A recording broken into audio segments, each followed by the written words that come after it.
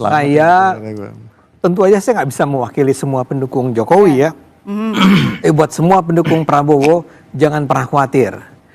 Kami akan menjalankan apa yang diarahkan oleh Pak Jokowi kepada kami, bahwa kami akan mendukung Prabowo Gibran sampai 2034. Tentu saja ada kecualinya. Kecuali misalnya ada upaya pecah belahnya berhasil, Pak Jokowi akhirnya nggak lagi ingin dekat dengan Pak Jokowi atau Gibran dan seterusnya. Tapi kalau itu tidak terjadi, kita nggak pernah mengkhianati Pak Prabowo. Nggak ada buktinya, itu satu. Baik. Tapi yang kedua saya mau katakan dulu bahwa saya senang bahwa hari ini teman-teman tuh bilang bahwa yuk kita ngomong hal-hal yang lebih substansial yang tadi dikatakan. Betul, saya setuju. Udahlah, itu soal ijazah Pak Jokowi selesai aja lah. Itu Roy Suryo masih juga terus Refli ikut dukung lagi.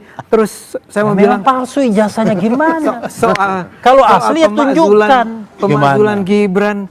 Gibran juga nggak jelas ijazahnya. Jadi nggak akan merugikan seorang Prabowo ya?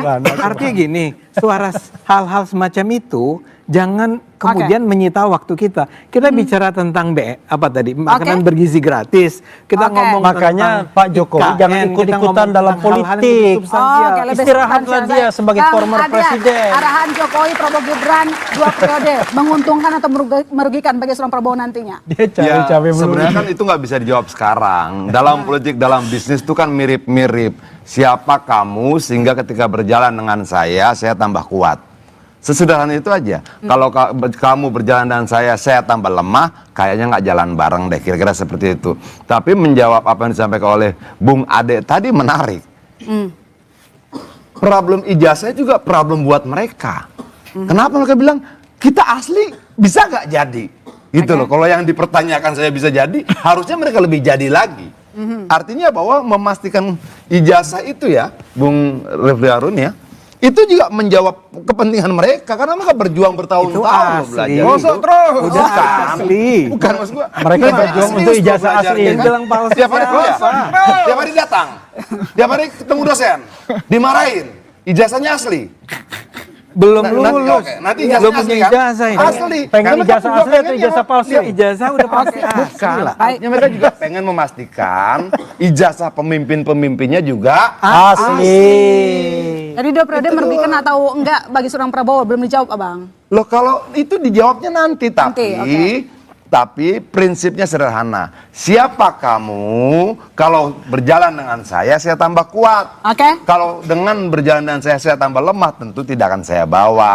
Dan secara konstitusional tidak ada kewajiban harus bareng-bareng 2 periode. Oke. Secara historis Jokowi juga tidak bareng dengan wakil presiden yang sama selama 2 periode. JK udah 2 periode, Bang. Dengan wapres yang sama dalam 2 periode. Ya, JK 2 periode wapres, jadi nggak bisa. Loh, bukan Oke, baik. Dengan siap. presiden. Saya ke Bang David. Kalau Gibran lanjut di 2029, Pilpres 2034, muluskah jalannya kalau pakai skenario seorang Jokowi? Jadi gini, pertama tadi Jokowi menyampaikan statement itu kan gini, sebagai negarawan dan pengalaman panjang beliau, kata saya setiap Jokowi batuk aja itu membuat bereaksi semua para politisi, para kelompok-kelompok organisasi partai dan seterusnya. Nah, jadi gini, Jokowi sebagai negarawan ingin mengatakan bahwa jangan membuat kekisruan di dalam periodisasi Prabowo Gibran, karena begitu isu-isu untuk mengacak-acak kepemimpinan duet 2-in-1 Prabowo Gibran ini, maka ini akan pincang pemerintahan ini. Nah, itu kan gerakan-gerakan yang ada sekarang itu dibaca secara cerdas oleh seorang Jokowi karena punya pengalaman panjang dan kematangan politik. Luar biasa memang. Kalau mau program-program Prabowo Gibran ini jalan baik, maka jangan membuat kerusuhan, mencoba-coba membangun narasi untuk memisahkan Prabowo. Oke.